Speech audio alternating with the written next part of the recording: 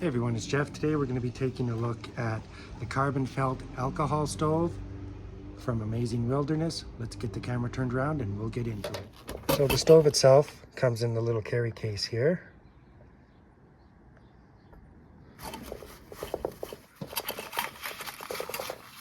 There's the actual stove, the snuffer. Sorry, that's the burner. It's been one of those days. We'll get into this in a few. And there's the stove. So to put the stove together,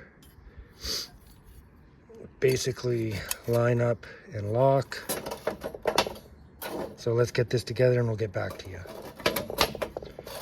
So the stove itself is made out of stainless steel. This little ring here, if your pot's not big enough, you can put that on there. Obviously this one is. But if you do have a smaller pot or a cup, you can put it on the burner here. This is what holds the actual stove in place. Sorry, the burner. So if you set it up like so, lock it in place.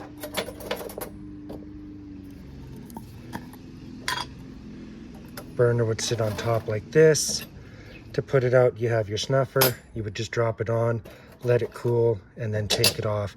The one thing about this is you can actually adjust it to different heights while it's still on there. You don't have to snuff it out and take the stove off. It will work. I would just be very careful doing that because you don't want to get burnt. Now, like I said, everything is made of stainless steel. The burner itself is aluminum. Stainless steel.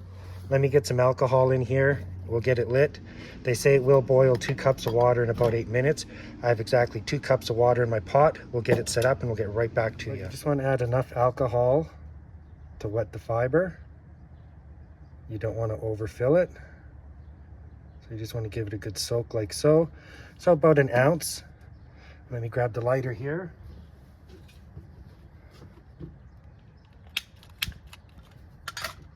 You can see that lit up pretty quick.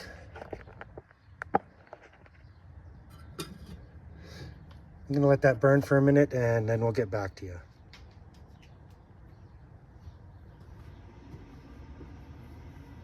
So the flame's going pretty good. We'll put our pot on with 2 cups of water in it.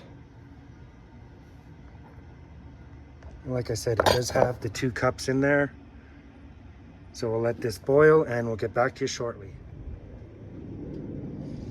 As you can see, the flames are still going good. So we're just going to lift this up for a minute. I know it'll take away from the boil time, but you do get a really decent flame on there. I could have probably put it down a little bit more, but I do have it set on the 3rd setting here.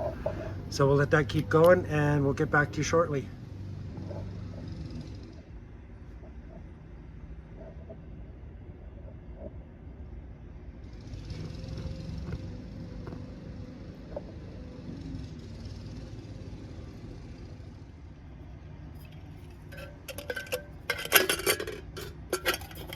So just to see how easy it is to do, we're going to see if we can do it. I would recommend wearing gloves when you do this, but since I didn't bring mine out, there we go. We just moved it down to the 4th one while it's still burning. Like I said, I would have used gloves, but again, it hasn't been burning too long yet, maybe 3 minutes, so it wasn't super hot. But yeah, just use your gloves and the flames are coming out really good. It shouldn't take much longer for this water to get to a boil. Not sure how good you can see it, but the water is starting to get a few little bubbles in it. Just don't want to get too close with the camera here. But we'll get it to a rolling boil and then we'll come back.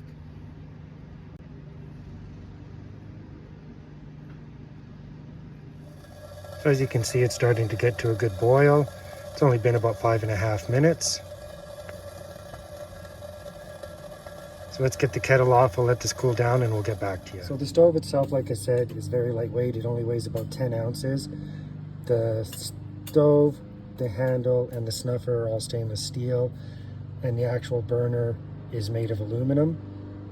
Let's get this turned around and we'll get right back to you. So all in all, it's a decent little stove. I really like it. I will be putting a link to their website in the description box below. Thanks for watching. Really do appreciate your support, and we'll see you all on the next one.